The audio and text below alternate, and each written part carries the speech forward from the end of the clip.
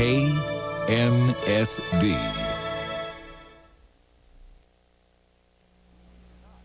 Today on Jenny Jones, believe it or not, real-life vampires. Do you actually crave the taste of blood? Sometimes, yes. And former yuppies who got sick of the fast track and gave it all up. These look like three of the happiest people I've ever seen.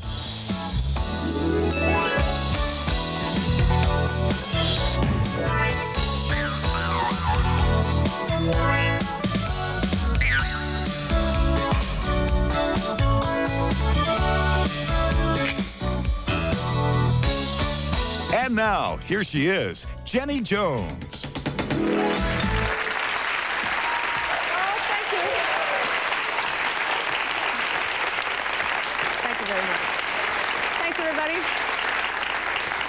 Do you love monster movies, audience? Ooh, do you? I love, and especially remember the Wolfman, Frankenstein, the Mummy. Remember those? I love those. My favorites are the old-time vampire movies. Those are my all-time favorites. And today, we're actually going to meet a modern-day vampire. But first, I'm going to test you on your knowledge of the undead. So I'm going to take a little quiz and get your number 2 pencils at home. We're going to play the Jenny Jones Vampire Quiz. Here's your first question. Question number 1. You know someone is a vampire when A, he tells you that you're his type, O positive. B, he goes to sleep and becomes a cold, lifeless corpse. Or C, he appears to be having a bad hair day all the time. The correct answer, of course, is A. Blood types are very important to vampires. And C, their hair always looks bad because they can't see themselves in the mirror. So B is incorrect. Just because a person is a cold, lifeless corpse in bed doesn't make him a vampire. Just ask any woman who's been married for over 3 years. Okay, here's your second question, number 2. Fill in the blank. Dr. Van Helsing is A, not a real doctor, but he has played one on TV. B, the one dentist out of 5 surveyed who didn't recommend sugarless gum for his patients who chewed gum. Or C, the Dutch scientist who killed Dracula. The answer is C, of course, the Dutch scientist who killed Dracula. And finally, question 3. Many historians feel that the real Dracula was A, Vlad the Impaler, B, Harry the Hickey-Meister, or C, Barry the blood-sucking leech boy. And the answer, of course, is A, Vlad the Impaler. And Vlad was a 15th century Romanian prince who actually murdered thousands of his enemies. Harry the Hickey-Meister was the guy that took me to the prom. And Barry the blood-sucking leech boy is a Hollywood agent I used to know once, so...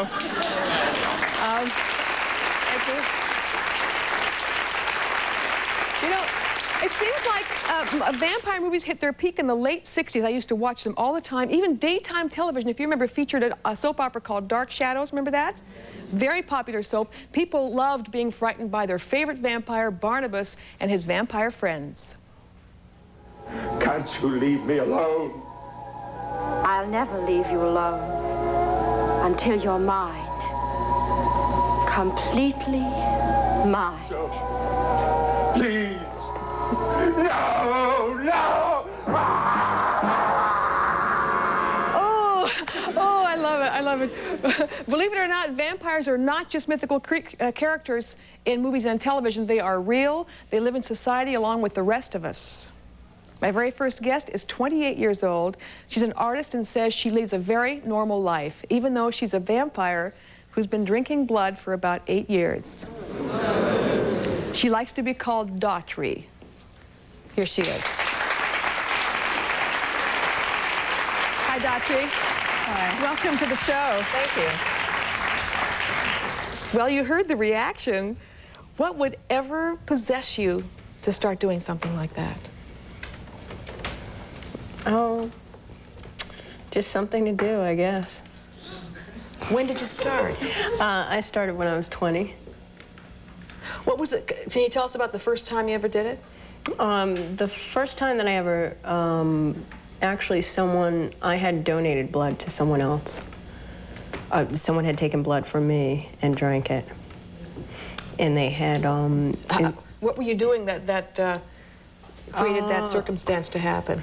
It was one of my roommates. And we had a couple of roommates at that time, and we lived together for a while, and we were all very close. And we were just hanging out one night and relaxing, and you know, I also happen to be attracted to this person, and they drew my blood out and drank it. Drew it out from my arm. From your arm? Mm-hmm. With a needle or something? Yes. And you knew they were going to do it? Well, I didn't know at first, and then, like, you know, when it was happening, then I realized, but I didn't really do anything about it. What did you think at that? I mean, you hadn't done this before yourself, so when this happened to you, what went through your mind? Well, I thought it was a bit odd, but I'm a very open-minded person, and it didn't hurt. And I just thought, well, actually, this, you know, feels kind of good. Was it exciting? Yes. Sexually exciting? Yes. She's laughing. No, I'm serious. So then, what about when you did it for the first time? Then it just, well, it was more like the aggressive role rather than the passive role, you know. Well, you were passive the first time. Right. Mm-hmm. And then at some point, you became the aggressor. Right. What was the first time? The first time I had taken blood from him, and actually I had put it in a glass and drank it. Where did you take it from his body? From the arm. From the arm? Right. I only take it from the hand or the arm. And some people do take it from the neck, but I'm not one of those people. You just take a razor blade or I usually don't use a razor blade. Sometimes I do if there's nothing else, but I might use a sewing needle or a syringe. What's wrong with the razor blade? Well, razor blades are big. You know, they're wide. The blade is wide. So just a tiny little a pin prick is enough to do it. And you just insert it into the vein, press down, and it just flows out. Do you do this on a regular basis? I don't really have any time schedule or any. There's really no time frame. But you do it continually, like every couple of weeks or once a month? It's about, I'd say, an average once a month. But for the longest time, I've been taking my own blood. How much blood do you drink? I mean, is it just a little taste, or? It's about roughly about an ounce, which is right, which is about that's like a shot glass. The size of a shot glass, almost. What does it taste like? It depends. It has a very coppery smell to it and taste. Sometimes it's very salty. Sometimes it's very sweet, depending, like, if the person is diabetic or hypoglycemic. Or it's true. This is, I don't believe we're having this interview, actually, but I have a lot more questions to ask you. We're also going to meet a researcher who says there are tens of thousands of vampires. They're everywhere. We'll be right back.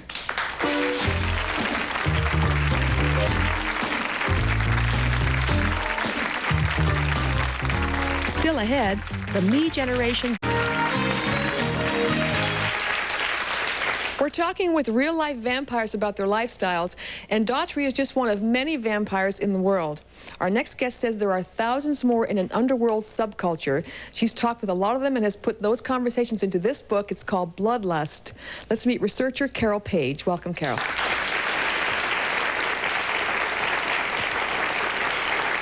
How many do you really think are out there? Between 30 and 40,000. Based on the figures based on the people I met and the people they told me about. If I extrapolated it to the whole country, I would say that. Did you, were you able to ascertain some kind of reason as to why? Of course. That's really, that's what it's all about. Why are these people doing these things?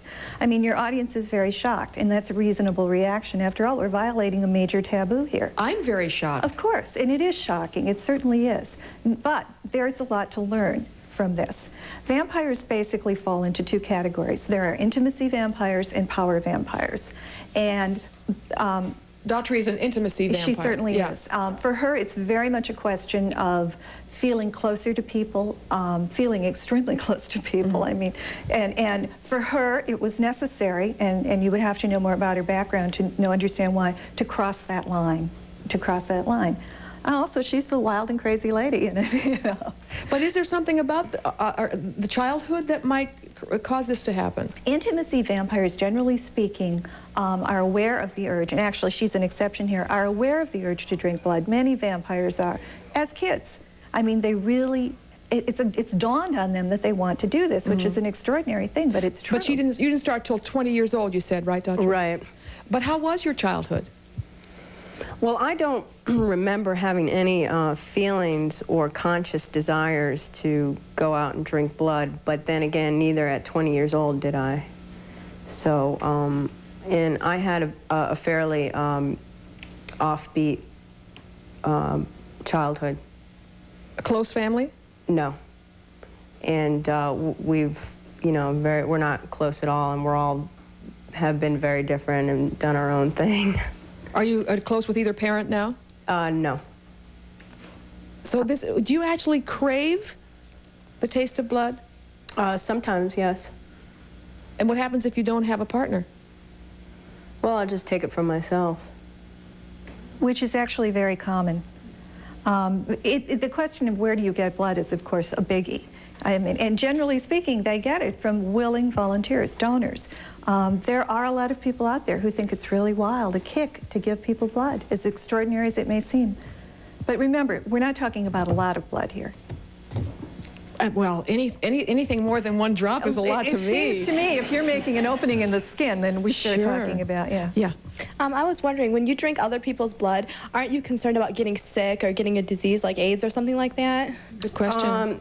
No, because as long as I don't have any sores in my mouth or any cuts, then the stomach acid will In fact, I talked to hematologists about what could actually happen in terms of getting AIDS or other diseases from drinking blood. And what they said was that your stomach acid can destroy the AIDS virus. But the problem is on the way down. Any kind of nick, if your gums bleed, anything like that, the route of transmission is open.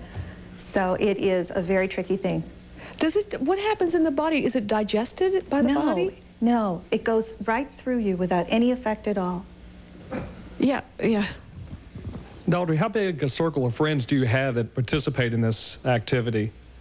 When I first started at 20, there was about,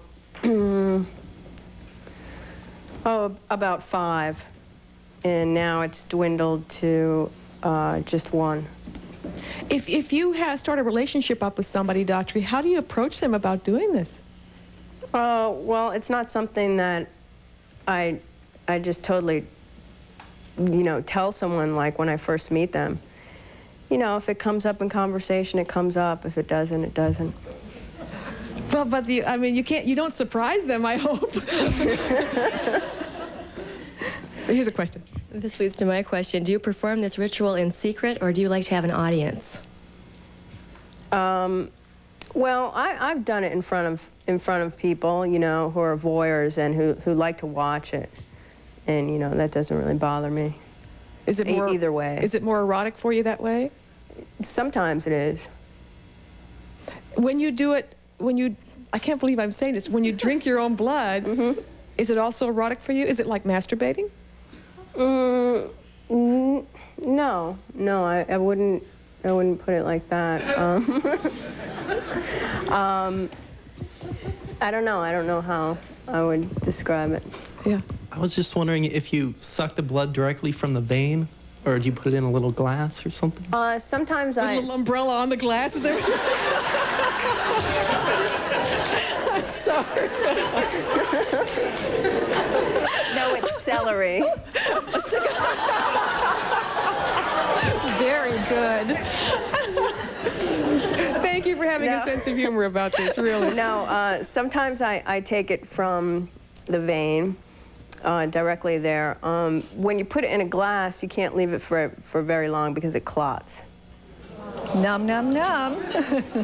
What'd you say, Carol? I said num, num, num.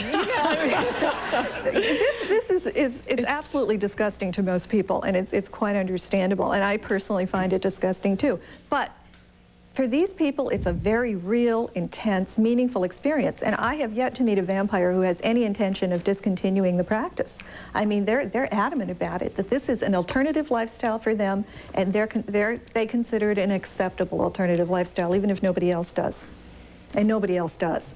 Would anybody in the audience ever imagine themselves doing something like this? We have. But you have done it. You have done it though. You've cut your finger, and the first reaction automatically is stick your finger in your mouth. It's true.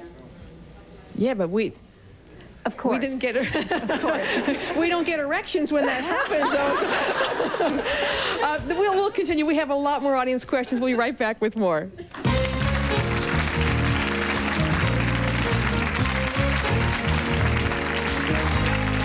They're trading in their Rolexes for Timexes.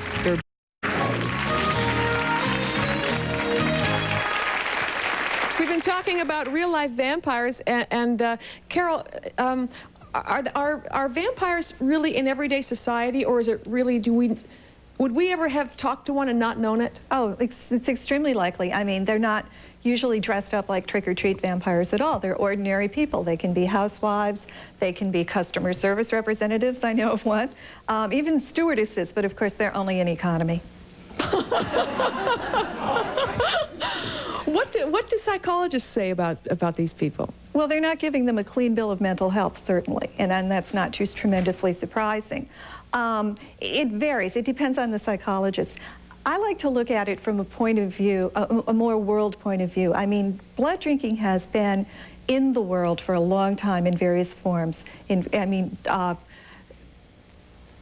Animal blood, do people? Well, yes, animal blood, but more human blood. On battlefields, what would happen is that people would drink the blood of the vanquished to gain their courage. Doctors use blood. They fed it to patients as recently as the Civil War. This is not a new thing. It's probably a new thing in terms of our culture and people who are influenced by the vampire movies and books. You would be surprised how many people have told me that reading Anne Rice was one of the reasons they took up vampirism, which I'm sure Anne Rice would be very unhappy to hear. But psychologists, generally speaking, will say these people are sociopaths. I think that's a strong word. How do you respond to that, doctor? Do you think that, do you want to defend yourself from that, or you think that... Well, I feel that psychiatrists in general never have anything good to say about anyone. So I really disregard everything they say. What's your life like? You have a job? Yes, I do. You work as an artist? Yes, I do. With other people? Yes. Live in a, just like we live, apartment? Or? Well, I have a studio where I do my artwork. And I have friends. I have a lot of friends. I'm a people person. She is.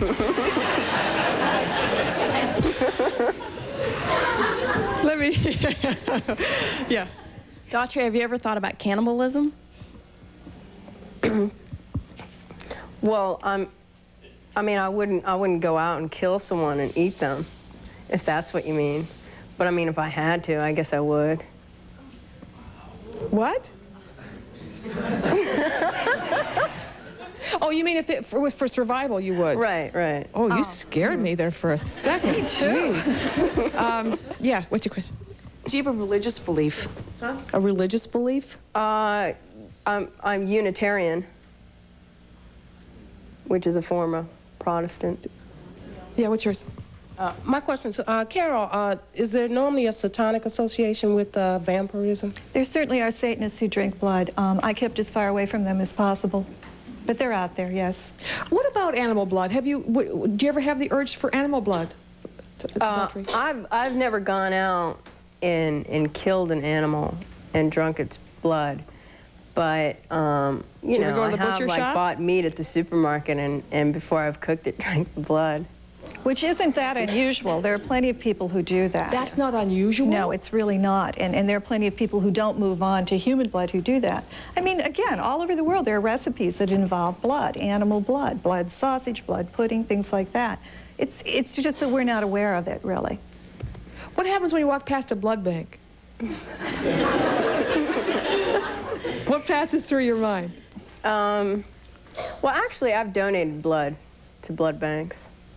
You know, and I think it's great. For the same reasons that we all do? Mm-hmm. Yeah. Is it illegal to do what you're doing?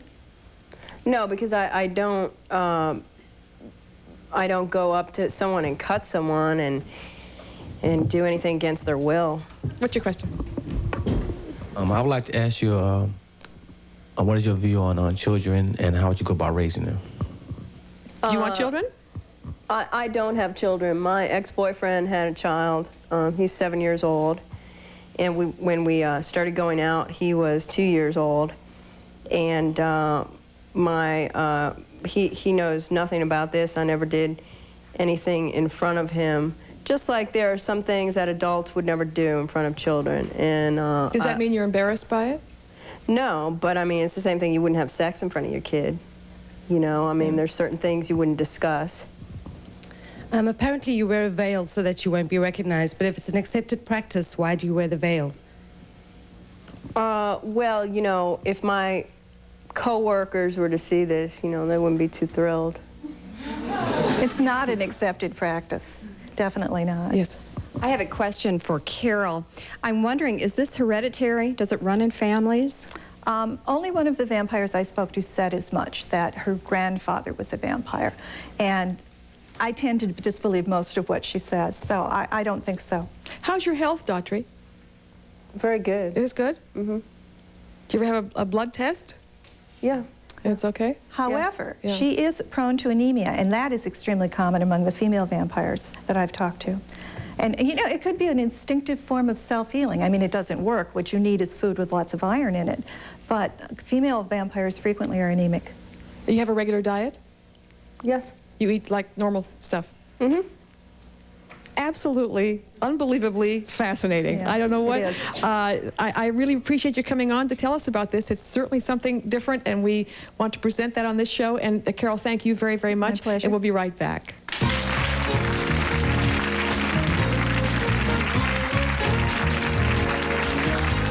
Next, find out why so many yuppies have discovered that the road to success starts at home.